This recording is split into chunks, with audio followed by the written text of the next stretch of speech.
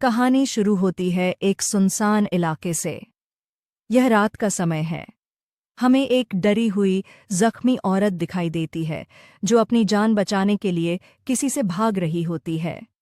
उसके पीछे पुलिस की एक गाड़ी भी होती है। गाड़ी में जो भी था वही उस औरत को नुकसान पहुंचा रहा था। इस औरत के मुंह से खून बह रहा था क्योंकि उसकी जीभ काट दी गई थी। वह औरत वहीं गिर जाती है।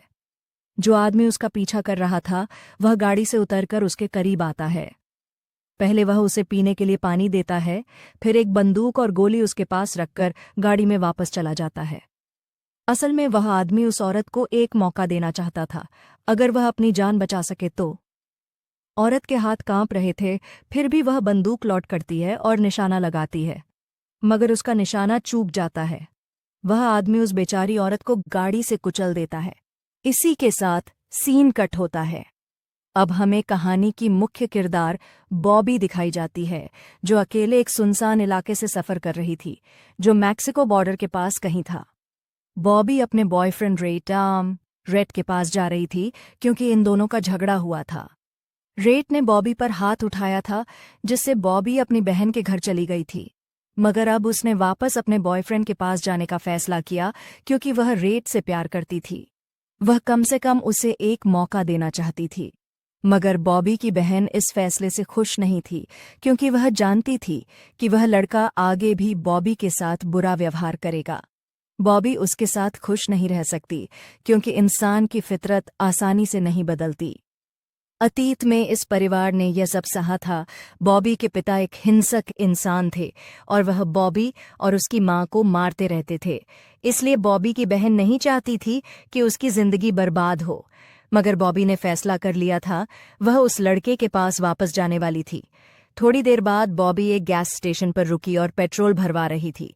तभी उसके पास एक आदमी आया। वह इस इलाके का शेरिफ था। शेरिफ बॉबी से बात करने लगा और उसे एक बियर भी ऑफर करता है, लेकिन बॉबी को किसी अजनबी आदमी से बात करने में कोई दिलचस्पी नहीं थी, इसलिए वह बियर के लिए मना कर देती है। इसके बाद शेरिफ वहां से चला जाता है। बॉबी भी अंदर पैसे देने के बाद वहां से निकल जाती है। रास्ते में उसे अपनी बहन की कॉल आती है, जो उसे यही समझा रही थी कि वह रेट के पास न जाए। उसकी बातों से बॉबी को गुस्सा आ जाता है और वह गाड़ी की स्पीड बढ़ा देती है। तभी उसकी गाड़ी पुलिस की गाड़ी के पास से तेजी से गुजरती है, जिससे बॉबी को रुकना पड़ता है।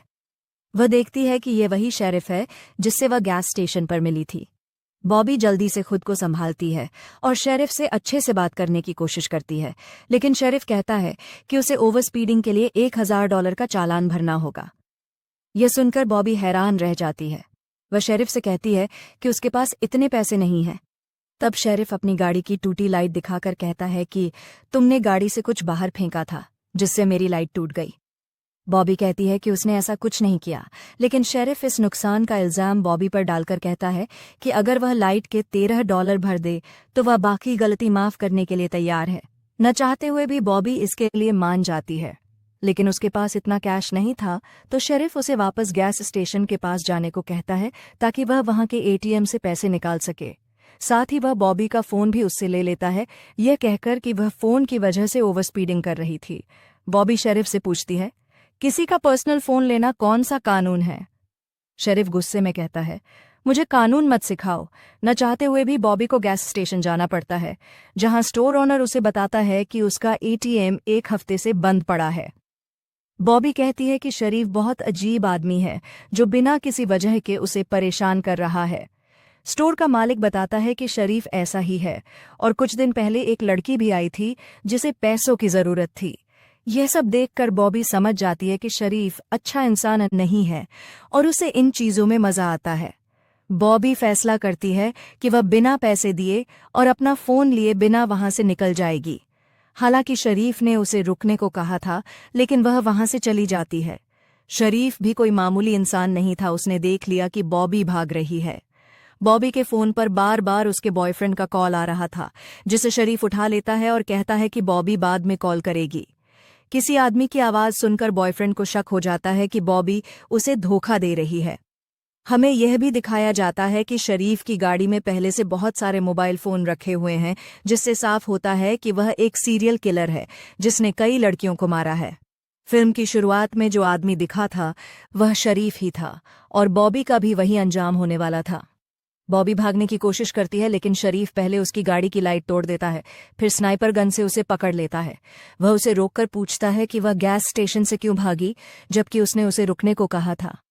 बॉबी समझाती है कि उसे अपने बॉयफ्रेंड के पास जाना है, नहीं तो वह शक करेगा। शरीफ कहता है कि उसकी गाड़ी की टेल लाइट टूटी है और यह नियमों के खिलाफ है, इसलिए उसे जुर्माना भरना होगा। वह बॉबी को गाड़ी के पास खड़ा करके तलाशी लेता है और गलत तरीके से छूता है। बॉबी असहज होती है, एक स्टेशन है जहां उसे पैसे भरने होंगे।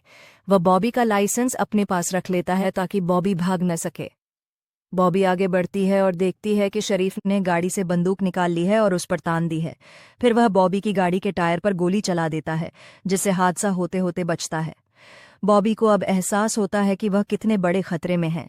वह डरकर गाड़ी से बाहर निकलती है और स्टेशन की ओर दौड़ने लगती है।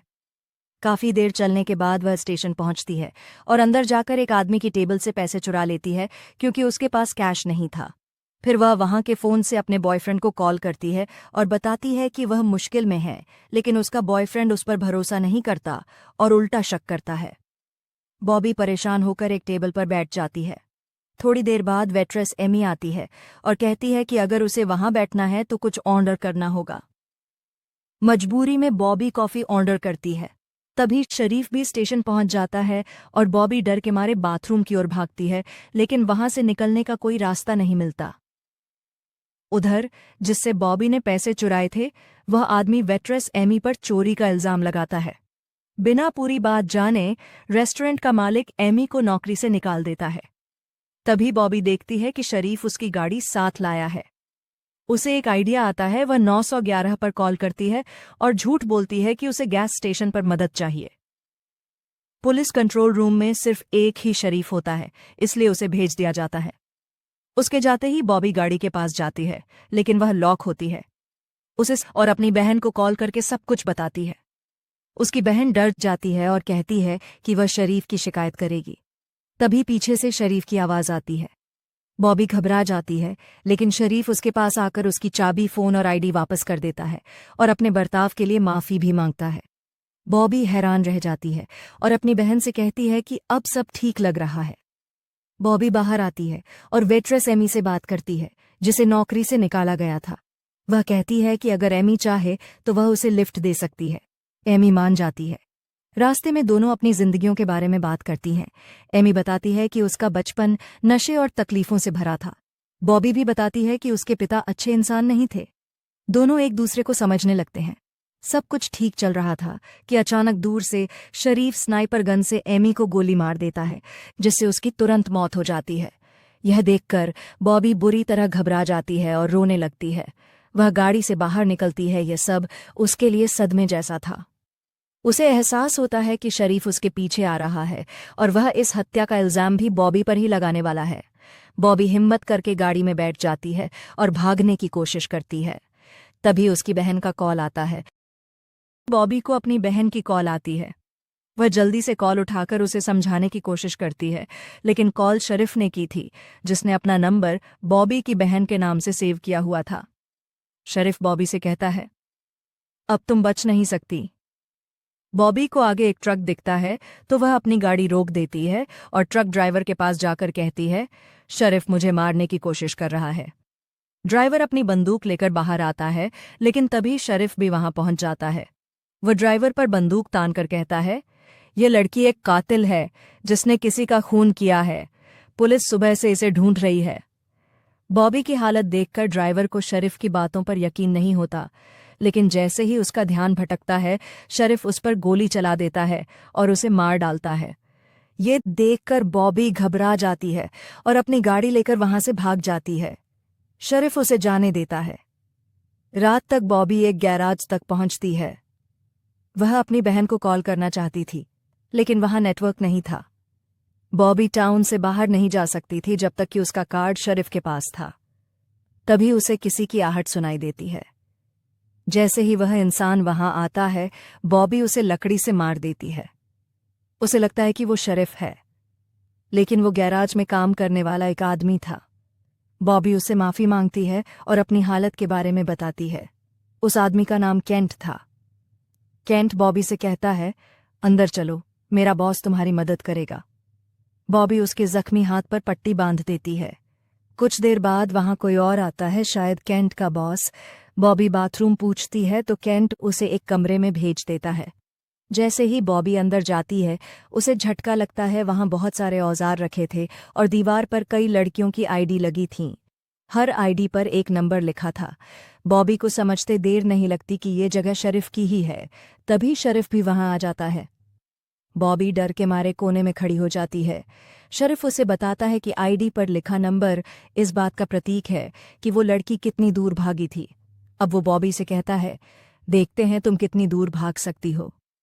जैसे ही बॉबी वहां से निकलने की कोशिश करती है, पीछे से केंट उसके सिर पर कुछ मारकर उसे बेहोश कर देता है।